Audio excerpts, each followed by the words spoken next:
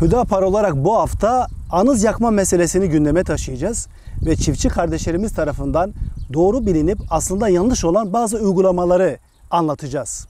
Ve tüm bunları konusunda uzman olan ziraat mühendisi Sayın Cihat Orhan anlatacak. İlk önce toprağımızı aslında anız yakarak 50 ile 750 derecelik bir ısıya maruz bıraktığımızı bilirsek toprağımızı hiçbir zaman anız yakmayız.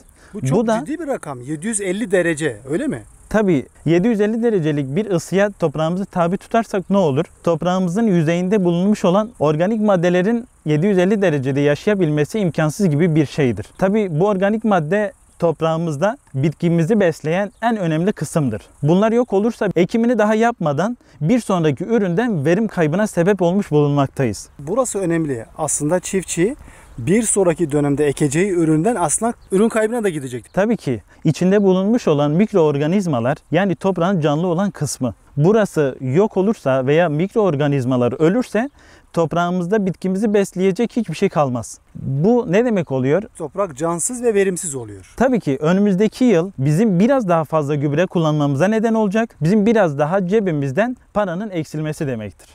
Bitkilerimiz kuruduktan sonra, hasada geldikten sonra geriye kalan anızı toprağa sürerek tekrardan toprağa karıştırdığımızda toprağımıza organik madde olarak tekrardan kazandırmış olacağız. Bir sonraki ürünümüz için fazla gübre kullanmak yerine toprağımızda hazır bulunmuş olan anızı tekrardan sürerek gübre haline getirebiliriz. Çok güzel. Yani organik bir destek gübre oluyor, doğru mu? Evet. Dışarıdan kimyasal gübre ekstradan almak yerine tarlamızda hazır bulunmuş olan bitkilerimizin kalıntıları bizim için organik gübre hükmüne geçiyor.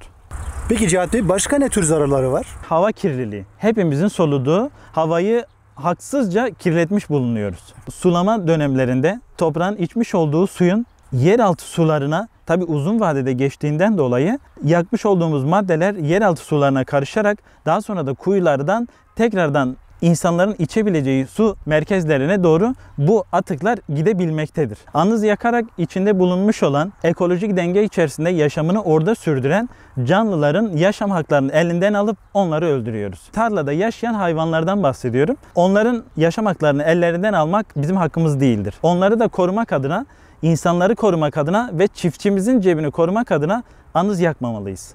Gördüğünüz gibi anız yakmak öyle basit bir şey değilmiş. Hem ürüne zarar veriyor, çiftçinin cebine zarar veriyor, daha az ürün elde etmesine neden oluyor. Toprakta bulunan verimli tabaka gidiyor ve içerisindeki canlı hayvanlar, onlar da maalesef ölüp gidiyorlar. Su kirliliğine neden oluyor ve hava kirliliğine neden oluyor. Kısacası insanlar başta olmak üzere doğadaki bütün canlılara ve bütün doğaya zarar veren bir olay. Lütfen kendi geleceğimizi düşünelim. Geleceğimizi yakmamak için lütfen anız yakmayalım.